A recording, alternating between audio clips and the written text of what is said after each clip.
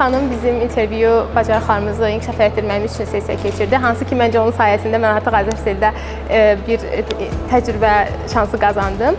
Və digər çox sevdiyim Sona xanım personal branding, şəxsi branding sessiyası keçirdi. Hansı ki, bir Azərbaycan qadını kimi məncə çox əla uğur hekayəsi var idi.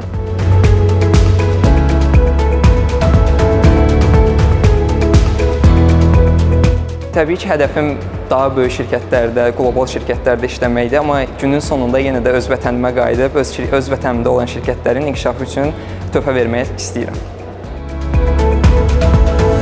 This year, we will be welcoming not 5, but 12 bright, smart talents